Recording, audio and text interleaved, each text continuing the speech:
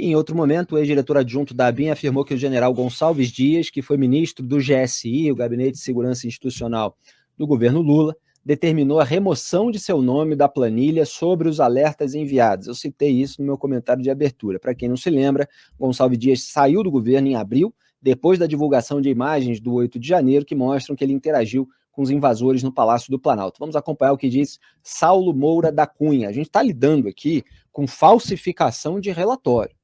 Remoção de um destinatário de alertas de inteligência na hora de você enviar o material para análise do Congresso Nacional. É algo gravíssimo. Pode rodar.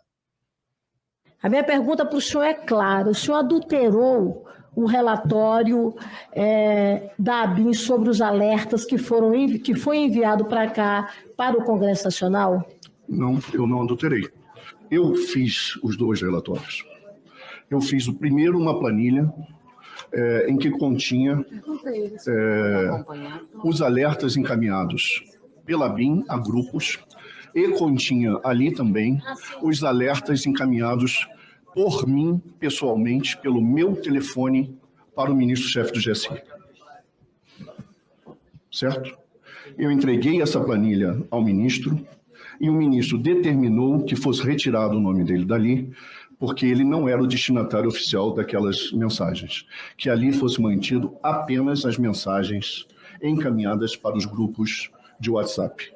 Ele determinou que fosse feito, eu obedeci a ordem, certo? Essa primeira planilha ficou arquivada na Agência Brasileira de Inteligência. Portanto, a primeira planilha incluía os alertas encaminhados ao grupo de mensagem da BIM e também todos aqueles alertas que encaminhei do meu telefone pessoal para o ministro. Ou seja, o senhor está dizendo que o senhor, então, adulterou a pedido do G. Dias. Eu não adulterei. Colegas. Eu não adulterei. Refuto isso. O senhor retirou uma informação... Por ordem do ministro... Ou seja, o senhor atendeu... Não, colegas, por favor. Ou seja, o senhor retirou um envio ao ministro G. Dias a pedido dele. Ou seja, o senhor atendeu uma ordem absurda do ministro do GSI. Eu não diria que a ordem é absurda. Não, mas é eu seguia uma absurda. ordem. A ordem não é ilegal, porque o artigo 9º diz que é ele que determina quais informações serão encaminhadas.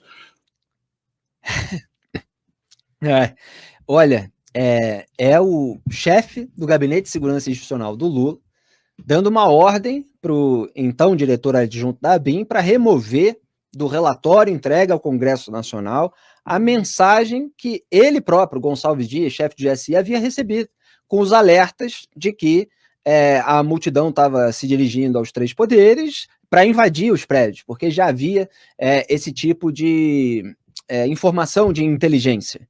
É gravíssimo, né, Graeb? E a gente vê a tentativa do Saulo de se eximir de responsabilidade, como quem estava simplesmente cumprindo uma ordem. Veja como as pessoas se rebaixam, se curvam a ordens completamente absurdas. Você tem uma tentativa considerada aí, né, por toda a cúpula dos poderes, de golpe de Estado, etc. E depois de toda aquela repercussão, o sujeito topa. Não, vou tirar aqui do relatório, porque o ministro pediu, o ministro mandou, qualquer coisa a culpa é dele, não tenho nada a ver com isso. Então, assim, também não pega bem para o Saulo, não. Mas a ordem do Gonçalves Dias é descarada. É melhor, diante de toda a repercussão negativa, que não saibam que eu sabia antes. É devastador para o G. Dias, né? Devastador. Cada vez fica mais claro que ele ignorou, que ele olhou para o outro lado enquanto tinha gente dizendo, olha, tem coisa ruim, tem uma nuvem bem preta, cheia de raios se aproximando ali no horizonte. E ele fez de conta que não era verdade. E daí depois deu uma ordem para o sujeito aí adulterar um relatório. Ele não quer usar, não, repudia o uso das... Adulterou o relatório por ordem de um superior, ordem que ele não deveria ter cumprido, porque é óbvio que ele estava cometendo ali uma fraude, estava impedindo que as pessoas soubessem na cadeia de comando quem tinha sido informado, quem não tinha sido informado. É gravíssimo, como você disse, Felipe. E nessa hora toda a comunicação é oficial, né? Esse Exato. negócio de, não, peraí. Era o alert, do meu não celular eram pessoal relatórios. para o celular pessoal, etc. Você faz parte de um órgão, você está alertando a pessoa do outro órgão, independentemente do caminho, aquilo faz parte do histórico de fatos. Você está reportando uma ameaça iminente à República. Então, você alegar que não vamos retirar isso aqui porque é informal, e aí vamos ver se colar, colou. É a velha tática do se colar, colou, não sabia de nada, etc. No máximo recebia ali um alerta informal, e isso não vale. Quer dizer, é sair assim pelo formalismo, né? O formalismo é impressionante como o petismo utiliza o formalismo. O para se blindar. burocratismo nesse caso, né, Felipe? É o burocratismo, né? Vai lá, não manda aqui no meu celular, não. Vai lá, autentica em 3 vias, com 5 carimbos, paga as custas e daí me manda. Aí não, né? Ou se for uma coisa grave e tal, não sei o que, me avisa aqui informalmente, né? Porque qualquer coisa, depois eu digo que eu não fui avisado pelos meios oficiais. Quer dizer, será que existia um pacto devastador. anterior? Então, assim, pega muito mal isso, sim. Não, pega muito mal. E eu tô aqui refletindo, enquanto vocês falavam aí, Felipe, existe uma relação clássica de hierarquia, né, em qualquer empresa, em qualquer função, por exemplo.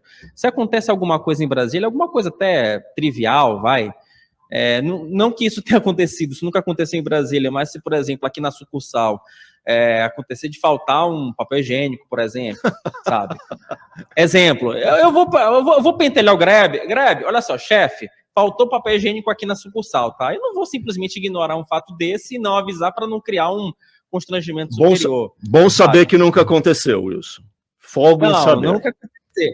Isso aqui é uma empresa séria, né? E com comunicação ativa, não é essa bagunça do governo federal. Quase que eu falei bagunça, mistura de balbúrdia com bagunça. Mas esse depoimento do diretor do GSI, eu estava aqui anotando agora há pouco, enquanto vocês falavam, ele me trouxe vários questionamentos que eu acho que são pertinentes, né? E eu queria realmente fazer essa minha parte do comentário mais com base em perguntas do que necessariamente respostas. Se vocês tiverem respostas, eu vou agradecer por elas. Por que o G. Dias resolveu ignorar os alertas? Por que o G. Dias pediu para que um subordinado ignorasse esses alertas? Havia um medo do Flávio Dino? Havia medo do Lula? Por que o Flávio Dino não libera as imagens do Palácio da Justiça para a CPI, sendo que o Arthur Maia, presidente do colegiado, deu 48 horas para que o governo federal liberasse essas imagens? É medo de que se revele que o governo federal foi, no mínimo, leniente com o que aconteceu no dia 8 de janeiro? Isso me assusta, gente. E desde o início a gente tem falado sobre essa hipótese, sabe? Não estou dizendo que o governo federal armou aquela confusão do 8 de janeiro, eu não estou dizendo isso. Eu estou dizendo o seguinte, que para que um crime aconteça, existem algumas condicionantes. E, no mínimo, o governo federal me parece que foi leniente. E essa cadeia narrativa, essas informações prestadas hoje, elas corroboram para essa tese, de que, no mínimo, o governo federal foi displicente com todos os alertas e com a situação de perigo daquele dia 8 de janeiro. Afinal de contas, o G. Dias foi alertado naquela manhã de que 100 ônibus estavam chegando a Brasília.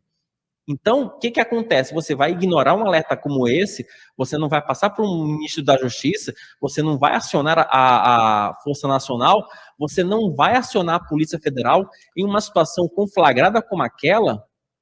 Olha, é como eu falei no início do comentário. Eu, como profissional, se eu sinceramente eu alerto aqui na minha casinha qualquer tipo de desordem, eu já procuro meu superior, nem que seja pela falta de um papel higiênico.